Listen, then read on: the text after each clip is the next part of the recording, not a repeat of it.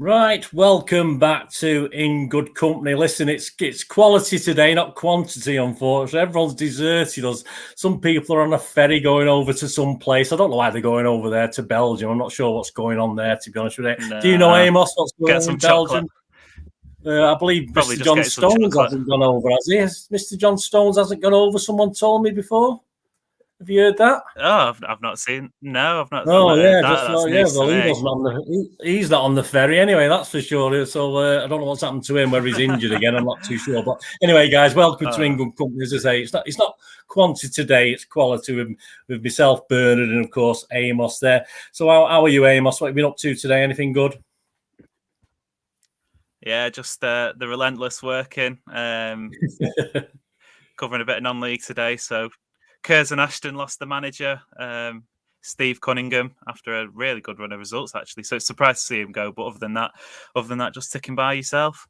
Super. Yeah, not too bad at all. Right, we're going to get through these today. We obviously might be a little bit short. We've got plenty to talk about, though. We're going to obviously start with the obvious thing, the Burnley game that we just played very recently. An interesting game that was. There was 5 changes, of course, to the team that was last out. I'll just run through the team and then I'll just ask Amos what he thought of the different positions, etc. I mean, the starting 11, I'm not going to go into the subs. I mean, Pep doesn't like playing subs, so I don't know why we bother half the time. He whinges for 5 subs. We never play him anyway, so I have no idea what's going on. But we had Stefan in goal, of course. Cancelo playing in his old right back position. That was nice, wasn't it? Stones, Laporte, Aki playing left back. There you go. Pep likes to keep it interesting. Rodri, of course, is the defensive midfielder. Bernardo, KDB, Mahrez, Foden, and of course, everyone's favourite guy, Mr. Sterling, obviously up front as well. So, really starting from the back, obviously, Stefan was in. I didn't realise Ederson and Jesus had this problem. I was told quite late on. I thought, it's absolutely ridiculous situation to be in, but that's another subject altogether, isn't it? Were you quite happy with Stefan being there, Amos? Yeah, I think when he has come in, it's mainly been in the cup matches. He's done an okay job. He's obviously I'm pretty sure he's saying he's number 1 for the US goalkeeper. And I remember a time not too long ago when our backup goalkeeper was, whenever he was brought in, would be sort of hiding behind the concourse. I know, for example, Costel Pantilimon, Willy Caballero, who've had the good moments in a City shirt, but some dodgy ones too. So I'm very happy when Stefan comes in. I don't necessarily go and hide behind the seats like I used to. Yeah, I mean, it must have been 12 months ago. I probably would have thought, oh no, but certainly that Wickham game, I thought he'd come of age a little bit, and I think we've been saying he's been here a while now, and he's learned, hasn't he? He's learned from the coaches, he's learned from being with Ederson and the other Carson, of course, the other keepers, and I think he's a far better keeper than he was 12 months ago. So I wasn't overly disappointed. Yeah, definitely. What about that back 4 then? I mean, obviously we've got Stones and Laporte, which is okay, isn't it? But Cancelo is right back and Ake as a left back. What did you think about that? I don't think we'll be seeing that combination of 4 defenders anytime soon. Let's just put it that way. Clean sheet is a clean sheet, but my one impression after leaving the stadium on Saturday, I can't get my days mixed up. My one impression after leaving the stadium on Saturday was how on earth Burnley didn't score, because there was numerous spells, particularly that first half and late on in the second, where they had chance after chance after chance. And I think we spoke last week about the fans who sent tickets back. I think at one point they'd probably thinking they'd wish they'd gone, because I thought, especially towards the end of the first half, they were going to get at least 1 goal. And going back to it, Stefan made a very good save to deny, I think it was Maxwell Cornet, the new Burnley signing, from scoring another against City. Yeah, I mean, this is it. I mean, obviously, we'll go into the little sort of high spots or low spots, depending which way you look at it in the game. But into the defensive midfield, is Fernandinho finished now? Is he never? I mean, if he's not going to play him in this sort of game, when is he? I mean, all right, he might get a game in the Carabao Cup then, but is this it now? I mean, obviously he was brilliant at the end of last season, and now he's not even getting a look in at these sort of games against, no disrespect to Burnley, a bottom 3 team in the Premier League. He's not even getting minutes or starting the game. So obviously, I don't mind Rodri being in. Don't get me wrong, but isn't this the sort of game Ferner should be coming in for? Surely. I'm not entirely sure. I'm a big fan of Rodri. I think we've seen the best of him over the last, I'd say, 9 months or so. Obviously, one of the best games he had in a City shirt was when he wasn't playing, and that's the Champions League final. His gap in the middle of the park was so clear to see that it's been the one shadow hanging over that game for Guardiola. Fernandinho, let's not forget his contract was up at the end of last season. It was only, I think, maybe a month or so before the season started that he actually renewed. So there was a doubt whether or not he'd be going into this campaign with City. He's renewed. I think it's until, is it maybe till the end of next season? So just this season, just one season, wasn't it? I think. Is it a 1-year extension? Yeah, I think so. Yeah.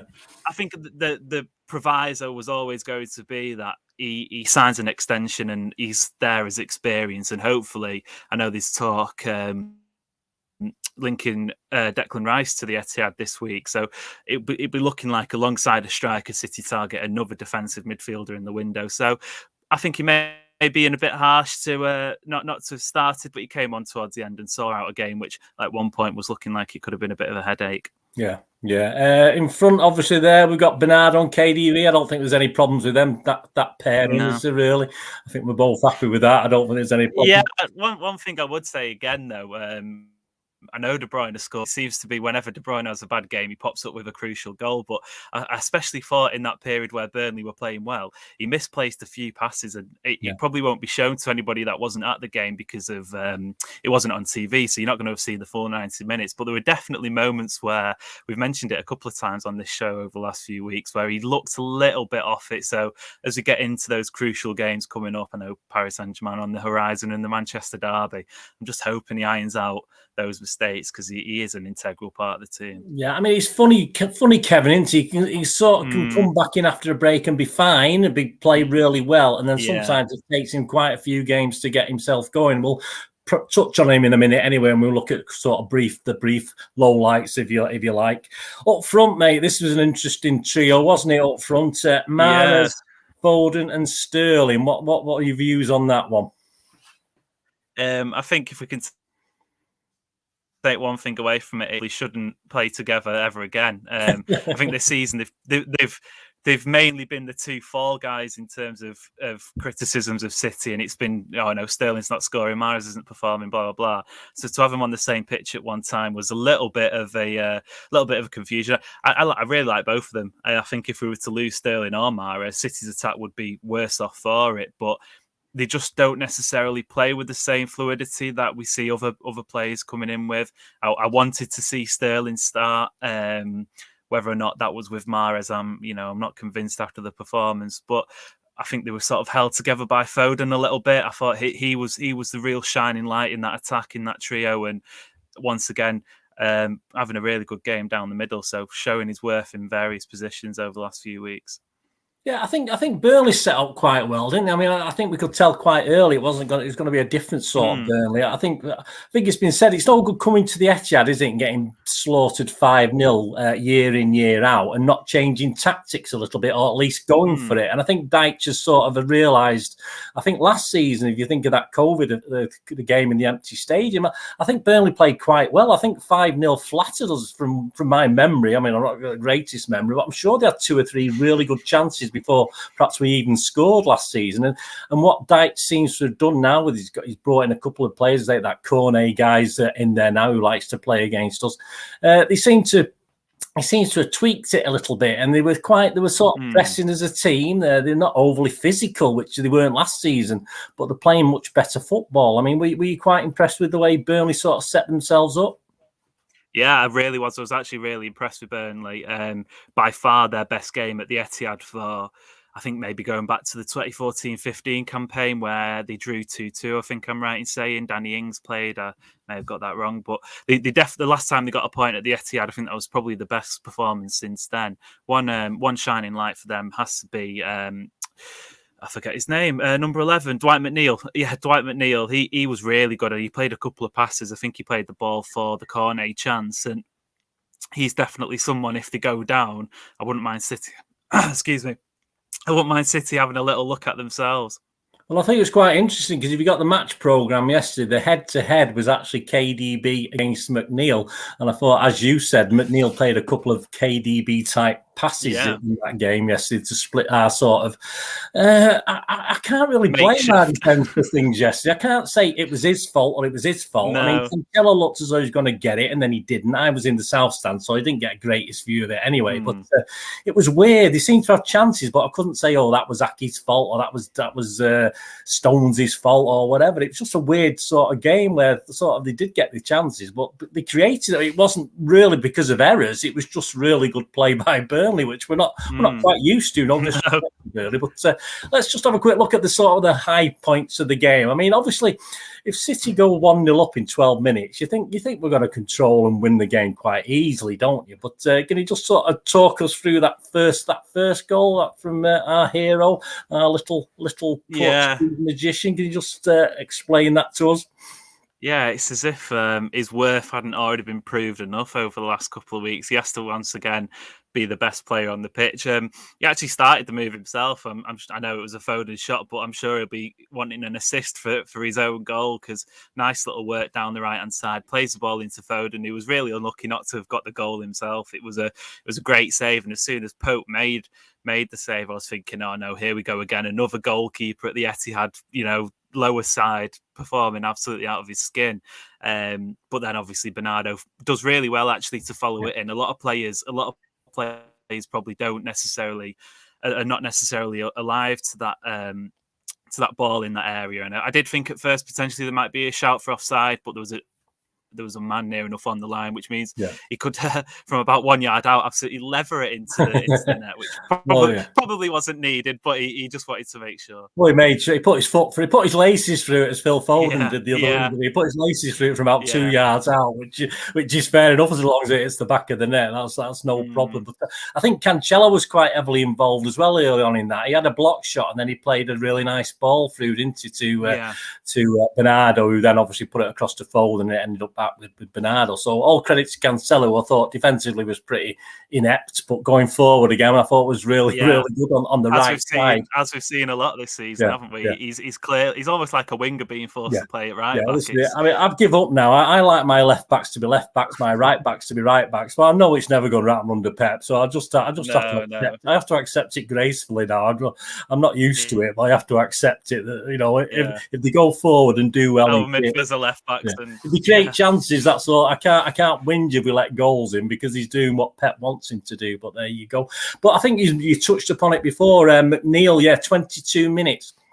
A cracking ball. It sort of took out about 5 of our defenders, I think, in one foul swoop right up the middle. But obviously, what happened with Mr. Cornet? Obviously, he would normally stick that in the net, wouldn't he? I would have thought.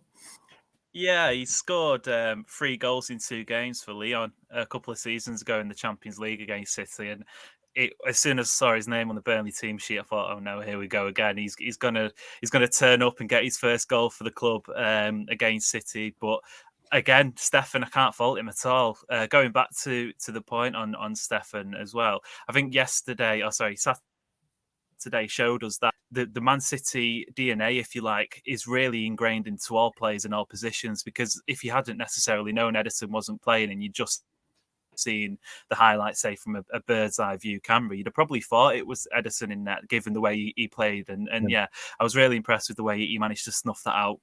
Yeah, I mean, they had another chance. Brown had another good chance, didn't he? He sort of skewed it wide, but I don't think he's not actually scored for Burnley yet. So I think he saw glory and messed it up a little bit, to be honest with you. Did you think Laporte was lucky to stay on the pitch near half time? I was a bit... Atkinson, I thought Atkinson was a bit kind to us yesterday, actually, which is not like Atkinson, is it? He's usually bad, but for both teams. But he was particularly kind to us, I think, yesterday. Yeah, where me and my dad are in block 110, we've got the away fans literally maybe 10, 11 seats to our left, and we could visibly see them getting more and more irate as those decisions went on, because the Laporte tackle, all I could see was him sort of a sea of bodies parting, and then Laporte coming flying in what looked to be above his waist. And I thought straight away, this is a red card. And then as the wait went on, I thought this is definitely getting overturned. And when the sort of play got on, I was like, oh no, how on earth have we got away with that? I've not actually seen a replay because I'm not sure if they showed it on Match of the Day, but it looks a certain red card. I don't know if there was potentially a clip of the ball that Atkinson saw, in the melee of bodies. Yeah. But again, immediately after that, it looked as if Burnley should have had a penalty as well. Stefan, for as well as he played, comes flying out and takes out one of the players. So I think Sean Dyche, who usually is a little bit angry at fourth officials on the best of day, probably had a case there. Yeah, I must admit, I think Mr. Atkinson was on our side. I hate to say it, but I think Mr. Atkinson was on our side as well yesterday. I think Mahrez had blasted into row 3 of the South Stand as well earlier in that. Free, yeah. But, he wasn't going to finish. He got a bit closer in the second half, didn't he? But 50 minutes, I think it was, when he grazed the bar. But I mean, shouldn't he just be curling those in the corner? What's he blasting for? I mean, usually he just calmly slaps in the corner, doesn't he? What's going on? Those 2 chances, you're looking at him and you see Riyad Mahrez running onto it with his left foot. You're thinking, this is a goal here, or at least it's hitting the target. That's what the minimum you'd bet on him. Any other player, for example, if it's Kyle Walker lining up, we saw his shot at Anfield, you'd think it would be one of those tier 3s. But I was really surprised to see Mahrez. He just looked off it. He didn't look near the same player he was at the back end of last season, when for me, he was probably City's player of the season. He definitely was. There was a shout for him to be the player of the season. That PSG game at home was probably one of the best performances of anyone in any team in any league last year. So I don't know what's wrong with it. It seems for City, doesn't it? We have a player who performs out of the skin one season. I'm looking at Bernardo Silva for 2018-19, and then the following year they look an absolute shell of themselves. So I don't know. Potentially it's something to give them in the canteen. Yeah, I think if I'm being unkind, I think Mahrez sulks. I think he gets a cob on if he's not a regular. He knows he's not a regular starter at the moment. I think he gets a bit upset about it and gets a bit of a cob on. But you've got to earn your place, haven't you, mate? That's the thing. I think Burnley had 1 or 2 little chances, but I think it was 70 minutes when we sort of put this game beyond doubt. Well, we should have done really at 2-0, but it wasn't over, obviously. But how did KDB do? He hadn't had the greatest of game. I've already touched upon. Obviously, like the Liverpool game, this for me saved his rating a little bit by scoring the goal. But how did the goal come about? Who did we have to thank for that one, apart from KDB, of course? Yeah, he has a tendency, doesn't he, to pop up with a goal when things aren't necessarily going his way. Thinking back, I can't actually remember how the chance comes about, because it seemed like at that moment in time there's a barrage of City attacks, and my dad said to me at the time, a City goal seems imminent here. It just felt like it was coming. It was actually, just to let you know, it's actually Mahrez was involved a couple of times, and another guy done sod all in the game, but obviously he was actually sort of laid that up one way or the other. For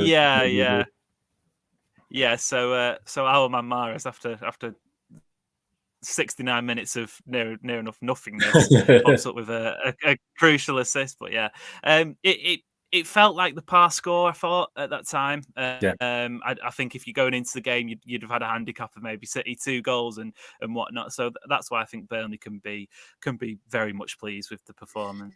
Yeah, I mean, we did say at 2-0 it should have been over. I know they grazed the bar, didn't they? With I think he may have been offside, Wood. I'm not too sure. I didn't see any sort of replays of that. But Ashley Barnes, I think, as well. Surely it was easier to score. And I've just been talking to a Burnley fan a little while ago, and he said Ashley Barnes was an absolute waste of time. He came on and missed about 3 chances, which he's probably right. But he sort of wants him out of his club now. He's too old, basically. He doesn't want him there anymore. So I don't think we can disagree with that. But Yeah, I mean, I wasn't. All right, 3 points. It's a 3 points, mate. And this is all that matters, I think, with this one. I think that's one of those standard games where we're just grateful for 3 points. Would you agree? Is there anything we can take out of it? I mean, I thought the forwards. I thought Foden wasn't that great, to be honest with you, but he was better than the other two guys up front. But he looked a bit tired to me. He looked a bit. I think the England thing had tired him out a little bit. But I say, apart from Bernardo and people like Stefan and Rodri, wasn't much to take out of that game, was there really, do you think, from the City point of view? Not particularly. I said that when we were leaving the stadium, it was one of those games that felt like the actual football got in the way of a pretty enjoyable day, because especially with about 10 minutes ago, we got the news through that United had gone behind and then they'd equalised and they'd gone behind again. So that was probably the most exciting part of the second half, bar the De Bruyne goal. And there was a bit of crowd trouble with the Burnley fans, a couple of incidents there. So it felt as if the football was a bit of a non-event. And yeah, like I said, par score really for City. You'd expect them 2 goals against Burnley, if not more, like we said last week in the previous meetings. So yeah, it's one of those, isn't it, where if you don't win it, then the bigger than if you do. And teams that are in and around City are going to beat Burnley at home. Liverpool have already beaten Burnley at home, so that's another result we can put against theirs and say we've matched it. So yeah, if you don't win those sort of games, you've got more trouble than the benefits if you do. Yeah, I think you touched upon it there. I mean, the atmosphere yesterday was probably the quietest I've seen the Etihad this season so far, and obviously Burnley were quiet as well, so it didn't help. And the match was such a drab affair. I think on and off the pitch, it was a pretty drab affair. I say it only livened up when obviously we realised United were getting beaten. We don't usually worry about that too much. It shows how desperate we are for some joy, even though we were winning the game. Obviously, that was like the old days, wasn't it, where we were celebrating United getting beat? I thought, what's going on here? I don't care about United particularly. It's nice for them to get beat. No. I'm not going to get all cheerful about it. So it was a bit like the old days. What do you think of Burnley? Do you think they'll be all right? I think they're next to bottom still now with 3 points from 8 games. Do you think they'll be all right? It's hard to say. I think in my predictions, I had them. It said the problem is all the time you've got to look at 3 teams who are worse than them, and the issue for Burnley is I don't necessarily think there are. The whole thing is that people predict them to go down, and then somehow come April they seem to be 6 points clear of the drop and everything's fine. I think this could probably be the season they go down, but like I said again, we've said that many times before about Burnley, and they just have a knack. I'd say the only thing that they could maybe rely on is their experience in relegation battles. For me, I think Norwich are pretty much gone. I don't see any way they turn it around. Watford obviously brought in Ranieri, and I know it's against Liverpool, but they looked championship in that game. Newcastle, again, whether or not they can bring in Kylian Mbappe and Erling Haaland in the January window, who knows? But I think that's probably their only safety net at the moment. So there's 3 sides who could be worse off than Burnley. They've just got to hope they get points against the likes of Newcastle, Norwich. I know they drew against Norwich a couple of weeks ago in Watford. Yeah, I mean, I think Sean Dyche is quite happy with his squad this season, which is nice to know. And the takeover was finalised last year, wasn't it, or whatever? So that's not a problem. They've been able to buy a couple of players, bring some players in, and I think they'll be all right. Actually, I saw enough from what they did as worked as a team yesterday to think. I don't think they seem as physical, perhaps, as they have been in previous seasons. They seem to have toned that down a little bit. But I think it's all to do with Turf Moor, isn't it? They've got to start winning games there. That's where they've kept up in the past by making that into a little bit of a fortress, and teams don't want to go to Burnley on a wet Tuesday night like they didn't used to want to go to Stoke on a wet Wednesday night. It's a similar sort of thing, isn't it? So I think personally they will be all right. I think Dyche, even Mr. Dyche is not as verbal as he used to be these days. He seems to have toned himself down as well as the team, but it'll be interesting to see how they go. But as you say, it is a matter of finding 3 teams worse than them at the moment. I can certainly think of 2, like you can there, but I say the other ones with Newcastle, you just don't know what's going to happen in January, do we? Let's be honest about it. Man of the match, I mean, obviously for my personal man of the match, I'd had to be Bernardo again. I think he's been my man of the match 4 out of the last 5 league games, to be honest with you. Would you disagree with that, or anyone else come to mind? No, I think the only sort of caveat to that is it wasn't necessarily because Bernardo was a 10 out of 10. He was probably maybe an 8 out of 10, but everyone was just below it. It was just one of those days, I reckon, where we managed to get the 3 points. Hopefully, fingers crossed. Not sure about John Stones, whether or not more will come out about him before the game against Brugge, but it seemed like everyone got away with it without any injuries. So, you literally taking it off the list and then next one. Well, if John Stones isn't on the ferry or the plane or whatever they've got over there, obviously that's a bit of a worry. A bit of a worry, but obviously Diaz and Laporte is not a bad centre half pairing to fall back on, is he? Let's be honest about it. Right, so we talk a little bit about the Bruges game, and this has become a must-win game, hasn't it? Amos, surely it's not one of those games that we could probably afford to draw it, but even that's pushing it as because obviously we win the back-to-back and win obviously in a couple of weeks and whenever it is the home game. But it's got to be a must-win, this, hasn't it? Now he's got to go strong, and we've got to win this, surely. Yeah, I think it's probably a must-win only because Brugge have started so well. I think if you'd have said to City after 2 matches in the Champions League, you've got 3 points, you've played Leipzig at home and PSG away, it's probably, you take it. You're not necessarily over the moon with it, but you say, okay, that's a fair return. But obviously, Club Brugge from their 2 matches have been exceptional. They blew Leipzig away, and then obviously they took PSG to a 1-1 draw in their opening game. So they're looking at this now going, with it, the stadium as well in Brugge is a really tight, compact ground, and it will feel a bit like going to somewhere like Aston Villa or Turf Moor, like we've just mentioned. So it's got an English feel about it. We're at one of the early games, which is a little bit different, that not as much recovery time. The preparations will be slightly different. You're going into a new stadium. Pretty sure I'm right in saying it's the first competitive meeting between the two. So it's definitely since squad. Yeah. So first competitive meeting between the two, unknown entity, a team that are playing really well, promising young players. You're looking at it thinking, you know what, this could be a potential headache. So yeah, I'd say we have to at minimum get a draw and hopefully have the experience and the nous to get 3 points.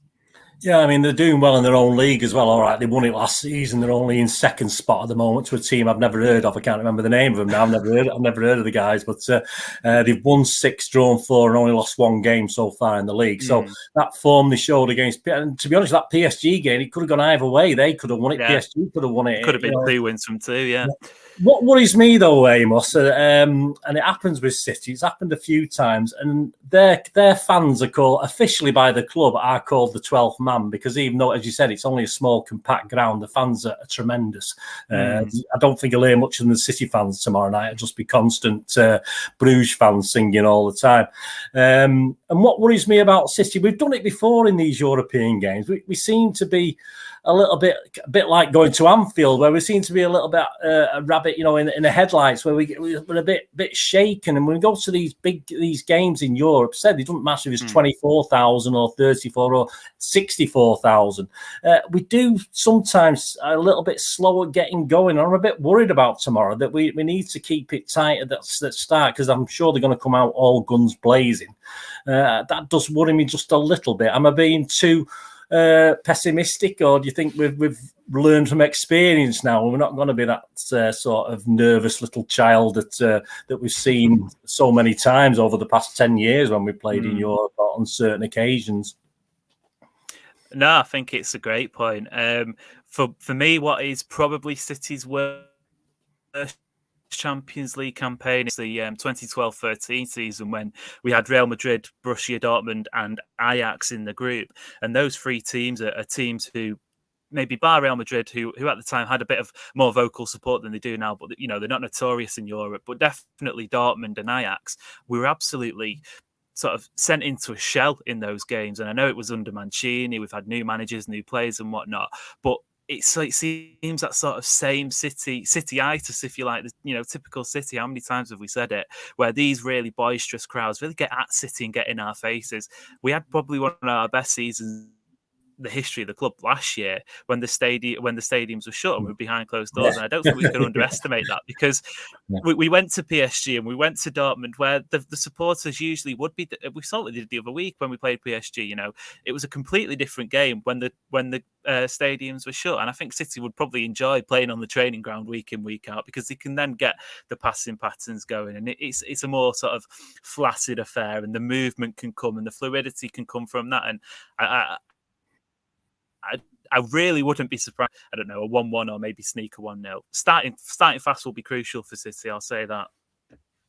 Yeah, I mean, obviously, I'll say I'll take a draw, but I don't really want a draw because it still leaves options, doesn't it? I mean, we've still got to play PSG at home, and all right, RB, we should be able to do something at their place. But I mean, it wasn't exactly a cakewalk at ours, was it, with a 6-3 scoreline? But yeah, I mean, I just want to win tomorrow. We scrape it, fair enough, and I do want us to go strong. And I'm just going to ask you now, obviously, allowing for the fact Stones might not be playing. We know Ederson and Jesus flew straight to Belgium, didn't they, for this, which is ridiculous. I don't know whether you want to touch upon that. I mean, I mean, I know it's club and country, and I know the players want to play for the country, but this is a ridiculous situation, isn't it? Where you're going away for international duty and they're not allowed to play back with the club. I mean, it's just chaos, that isn't it? I mean, it happened with, obviously, Liverpool had their two guys who didn't even play, did they? I mean, at least Ederson and Jesus started the game. I mean, Alisson was on the bench, wasn't he? And is it Firmino, the other guy for Liverpool? But it's a ridiculous situation, isn't it, mate? I mean, I know we've got this COVID thing, but should be releasing them. I mean, as a club, I love my club more than my country as far as football's concerned.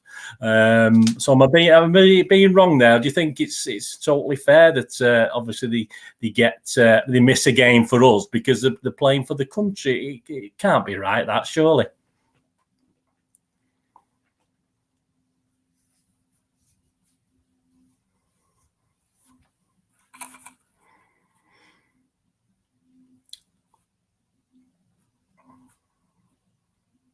Are you still with us, or have you gone?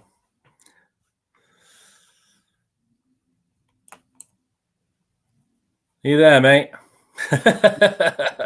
Nah. There we go. What's happened? You've been breaking up a little bit, I must admit, during right, the other thing. It just went. Yeah. Did you get that little bit about the club and country thing with Jesus and Ederson? Sorry about that. Viewers, obviously technical faults, one of those things. Yeah. So I mean, am I wrong there? Am I wrong that something has to be sorted? I think this is a ridiculous situation, to be honest with you. No, I don't disagree at all. I'm not one for sort of saying clubs should have autonomous power over countries and nations. And, I think there needs to be a balance where national teams also get the same luxuries and the same players and whatnot as clubs do. However, it just seems to be a really sort of unnecessary power grab from the South American FAs, because they've had the pants pulled down a little bit in recent years, both on the pitch. I think it's 2 consecutive World Cups, might even be 3 that European sides have won, potentially even more, actually, going back. It might be, it's a number of years since the South American sides have won the World Cup, and they've also had a few political problems and whatnot. So they're obviously looking at it going, we can get something over these European powerhouses and whatnot. But it is an absolutely ridiculous scenario where you're allowed to play for your club, for your country, but the scheduling matches in some cases 24, 48 hours before club football returns. And it doesn't serve to benefit anybody, really, because if these players are now to get injured, having done the travelling, having not trained properly and whatnot, the countries will be as equally angered by it as the clubs will. So a solution has to come. I know we've got one international break of the year left, and it seems like at the moment that situation is going to remain, but it's an exasperating situation, if I'm honest. Yeah, it is. I mean, it's not, obviously, it just doesn't affect us. As I say, it does affect Liverpool and other big clubs as well. But to me, it brings us back to the elite athletes and the facts. All elite athletes should have had the jabs. All elite athletes who are travelling around the country, all these athletes, whether it's football, whatever sport, in my opinion, should all be jabbed and should all have different circumstances. I think I know people say, well, that's not fair to the common person, but I mean, at the end of the day, if I'm a common person, if I'm double jabs, I expect to travel a bit more freer than someone else. That's just how it is. But there you go. Anyway, that's a different argument, isn't it, mate? So what do you think, allowing for the fact that we haven't got Stones by the looks of it? What's your starting 11? Talk us through what you think it'll be, and I'll tell you if I agree with it. We've got to go strong, surely, mate. We've got to go strong in this one, haven't we? Yeah, I agree. I think Ederson starts. He's obviously been flown out there for that case. I'll come to it a little bit later on. I'm not sure Jesus does, mainly because in previous European games this season and last, City have trained at home before going out there. So it'd be coming up to nearly 2 weeks since his last training session with City. So there's a little asterisk over that. In terms of back four, I'd go Diaz and Laporte anyway. I think that would have been the case if Stones had been available or not. That's City's best partnership duo at the moment. Last season it was Diaz and Stones. Diaz is, for me, irreplaceable in the City squad. Laporte has his issues, but has his strengths as well. So I'm going those two to start. In terms of right back, I think Kyle Walker comes back into there quite easily. I don't think Cancelo's audition was the best. It was amazing going forward, but defensively still the question marks remain. However, I'd probably go for him at left back. I know Zinchenko's back in training and whatnot, but it might just be a little bit too soon for him. So back four, I've gone Walker, Laporte, Diaz and Cancelo. Is that thumbs up to agree? Yeah. Superb. So in terms of holding midfield, I'm starting Rodri again, as we touched on it before. Fernandinho, there for experience probably this season. Again, Bernardo, Kevin De Bruyne, if both are fit, I don't know whether or not question marks will be there over the fitness coming back after the international break. So we're presuming most of them are okay. And I think the attacking trio is probably where we get into a bit of a Bermuda Triangle. I'd say Foden, I'd say Sterling, and that just leaves one more position, which I'm going to leave open to you to fill your own. Yeah, I mean, I feel all right. Grealish didn't have the greatest game in the last Champions League game. Well, obviously had a stunner against the RB game, didn't he? But I think Grealish has to come into it. Surely, I'd rather have Grealish than Mahrez in this current frame of mind. I think Mahrez just isn't up for it. About Gundogan, I mean, he's supposed to be available now. He's on the bench on Saturday. Won't he? What about that? I'm just not sure if coming back into a hostile atmosphere like Club Brugge will be tomorrow is the best bet for somebody who's been out for a bit of time with injury. It screams the sort of game where if he came back in, he'd probably pick up a niggle. You know, it's going to be a tight affair. It's going to be a scrappy affair. We don't want those sort of players, those crucial players, to be missing out any more football because I don't know, somebody might clip at their ankles or something and trigger something. So I'd if he can come on, I think that'd be great. Minutes in the legs ahead of the weekend, but I'm not particularly, I wouldn't throw him in there just yet.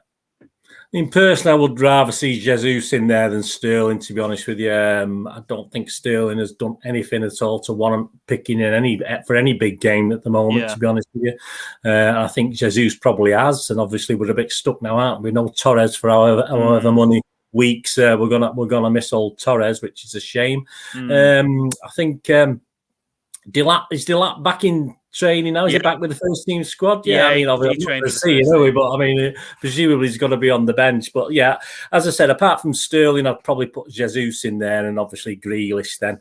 And I think you said it before with that Foden as well, obviously. But I did think he looked a bit tired, Foden. I mean, I'm not sure whether he would have had a rest after that Burnley game. But I think the pressure, the thing with England with Foden is they're putting a lot of responsibility on him now, aren't they? I mean, certainly the media, etc., etc. I'm sure Southgate isn't particularly, although he likes to put pressure on players. He told Grealish off for not scoring goals the other day, didn't he? So thankfully, Grealish got a goal. I mean, I don't think that's probably the right thing to do, Mr. Southgate, to be honest with you.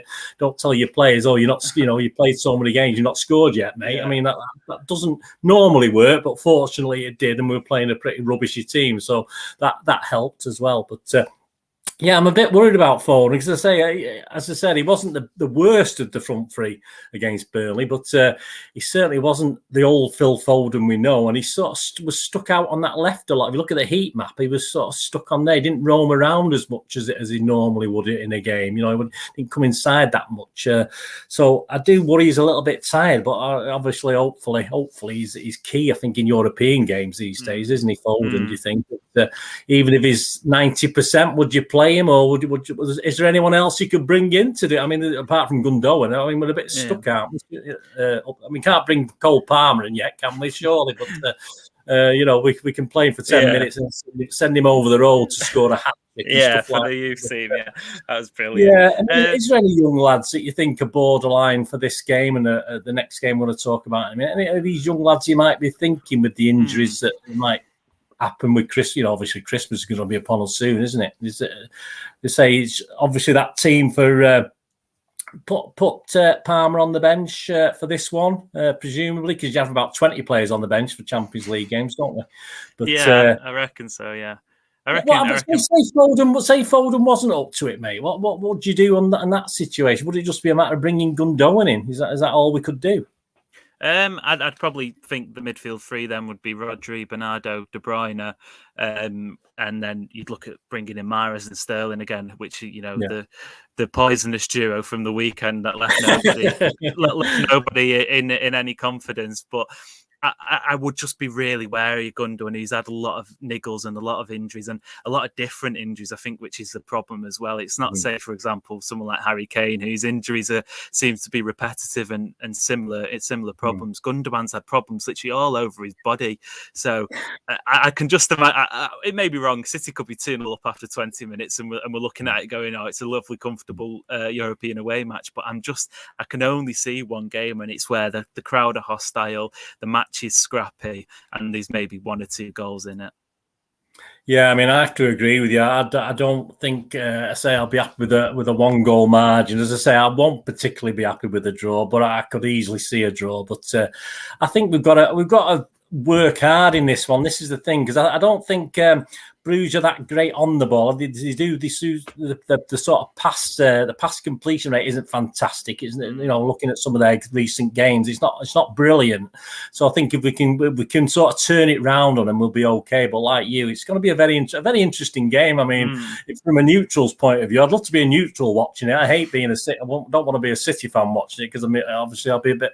I don't usually get nervous with Champions League games, but I have been tending to recently, obviously, because we've sort of aiming a bit higher now, aren't we, reaching finals and stuff like that. But it could all go drastically wrong tomorrow, but I'm hoping not. I think I predicted a 2-1 win for City. Would you agree? Would you be happy with that? Yeah, I think it's interesting there. You mentioned your nerves for Champions League games. I think this season's very different, because in previous years we've had a real easy group in the Champions League, whereas this season we're looking at it after 2 matches and going, you know what, there's a potential problem here. So I think I always look at games in the context of the ones that come after it as well. And I know managers, their favourite line is, it's 1 game at a time. But I actually think that's a bit of a bluff for most coaches, because you have to look at it and go, well, at the weekend there's a big game against Brighton coming up, who have been the team to beat this year in the Premier League. So I wouldn't necessarily be surprised after I've given a team and its full strength if there's 1 or 2 inclusions in there that we're going, that doesn't seem to be. It's, for example, maybe Ake comes in for Laporte, those sort of odd selections that we've become accustomed to seeing from Guardiola. So it's really difficult, because we can say all we want now, but tomorrow night we could be looking at it, City have been beaten or City have won, and our conversation changes and we go, why didn't we rest Foden, because it wasn't that much of an it wasn't that much of an intense game, or we're going, why did we play X and Y. So it's a really difficult part of the season, I think, coming up for City, and managing these games is going to be difficult. Yeah, well, let's hope for the best in Bruges anyway. And I can't pronounce the name of the stadium. I did know it, but I forgot it. I'm not very good at these names. It ends in Stadion anyway, whatever it is. Jans something or other. I don't know what it is. Anyway, let's talk about the third game. Let's talk about Brighton, 4th in the league, not far behind us. On our coattails, aren't they? What's Mr. Potter done to turn Brighton around? I've been quite impressed with them the last couple of seasons, but they've always seemed to be lacking something. Has he found this sort of missing ingredient with Brighton now, Mr. Potter?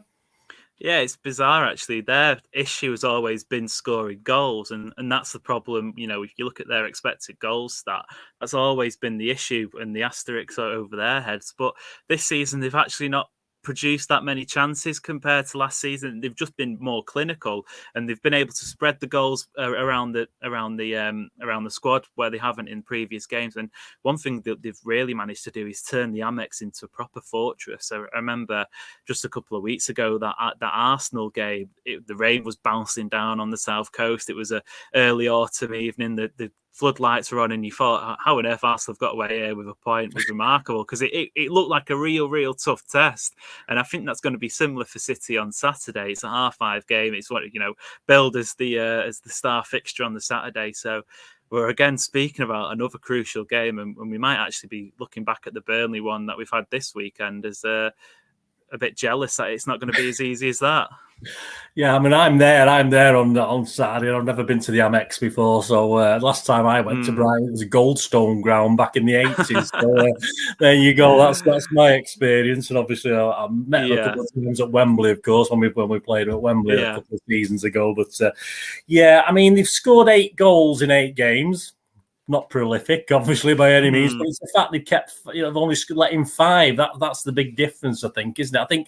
I think we've always thought they play some nice football. They've always played some nice football. He's had them playing some nice football the last couple of seasons, but defensively, they've always been a bit suspect. He seems to have brought in players to sort of sort that problem out. As you said, going forward, perhaps still not as great, but as long as players are chipping in with goals.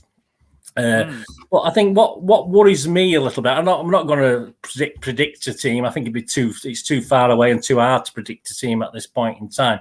But again, we've got to go strong for this, haven't we? Surely, because it could be there's no way we can underestimate Brighton at the moment, the way they are, confidence wise as well. If you think about it, I know Southampton had a great start last season and sort of petered out, didn't they? But we're only 8 games into it, and Brighton will still be on a high. They'll still be positive. I mean, we've got to, again, in a similar way to perhaps we've got to approach our game in the Champions League. We've got to be in the faces, haven't we? We can't be doing a Burnley. We can't be playing like we did against Burnley. That was sort of lethargic. What do you think? What sort of will we go strong? Or, I mean, obviously we've got a nice cup game after that, haven't we? So we can rest a few players. So surely, hopefully, we'll go as strong as possible again. Yeah, you'd think so, wouldn't you? Obviously. One of the downsides to playing the early kickoff on the Tuesday in the Champions League, it's less recovery time from the Saturday game, and that's probably why we saw a little bit more rotation than we'd expect. But one of the benefits is that there's longer recovery time ahead of your weekend fixture, so hopefully we get through that game without any injuries, and I'd probably look at the same team I suggested earlier on as to starting in there. I think Jack Grealish will definitely come in for that one. Whether or not he does against Brugge, we'll wait and see. But I think Grealish will definitely be on the team sheet there. And if no injuries occur in the game in Belgium, then I think it'll probably be much of the same we've seen the last couple of weeks. I think Welbeck will play. Is he still injured? Seems to be a different injury every week. We speak about players with recurring injuries, but he's had an awful look. It's unbelievable, really. I mean, I must admit, when anyone buys Welbeck, you just know what you're getting. Yeah. It's absolutely ridiculous. I have noticed the last couple of games, it's sort of without Welbeck, they've played a 3-5-2 formation. Do you think they'll stick to that, or do you think they'll change it a little bit for City? I'd probably expect them to stick to that. The back three works really well for them. They obviously lost Ben White or Benjamin White, I think he's asked to be called, in the summer. He went to Arsenal, so they've seemed to have a problem there, and they've just literally brought in Duffy back off loan, and he slotted in perfectly amongst there. So I think they'll probably stick to that. What they do well is they do the things they know, and that's where they excel in. They don't try and overcomplicate it with necessarily changing too much. They have systems that work really well, and I think that's probably why, given how this season's going for them, Graham Potter's potentially a name lined up for a future City boss. Whether or not that comes to fruition, who knows? But he's clearly showing the sort of the nous and the tactical expertise needed to be on the shortlist for one of the roles. Yeah, I mean, it's always a good football game, because say Brighton do play some good football. It's always nice, and City seem to play better against teams that can play football. Definitely. I think they'll leapfrog us if they get a victory on this one. So hopefully that won't happen. We can't be having that, can we? No. I'm not too sure who Liverpool and Chelsea are playing this week at the weekend. Liverpool got United. Right, okay, that'll be an interesting one. Chelsea, we don't draw for that one. 0-0, another one. Biggest game in English football, apparently. And who's Liverpool, Chelsea? Who's Chelsea? I think it's another winnable game. It might be Norwich, but I'm not entirely sure. I think any game's winnable for Chelsea. They've got Mendy in goal. I think he saved them against Brentford, didn't he? I think he had a cracking game. And hey, that's if you're not firing, that's when you want your keeper to play well, isn't it? Well, there you go, mate. I mean, that's about. I think we've covered it. Unless you want anything we've not talked about, you want to raise for the general public on that. I think we've done all right, considering a bit of a hit in the middle, but we got there, we got through, and it's nearly 50 minutes, so we've done quite well, I think. Overall, we've had an injury crisis of our own, haven't we? Well, I'll have a crisis because my mouse has stopped working, so I'll try and end this broadcast, guys. Before we sat on all night. So we're like this. So just pretend to be still, Amos. So anyway, guys, thanks for joining us for this In Good Company. It's a shame that obviously it's usually about 3 or 4 of us, but hopefully you've enjoyed what myself and Amos have been able to come up with in this special episode of In Good Company. Right, Amos, thank you for joining us. Say your goodbyes to all these tens of followers. We've got tens of people tuning into I'm sure there's thousands. I'm sure the City players have got it in the hotel in Bruges now at this point in time. So thank you, Amos, for joining us today. Pleasure, as always. No problem. We'll see you all again, hopefully with a couple of other guys who get back safely from Bruges, etc. And I get back safely from Brighton next week as well. So there you go. So hope you enjoyed that, everyone. All I ever ask you to do out there is stay safe, guys. Thanks for watching. Catch you all soon.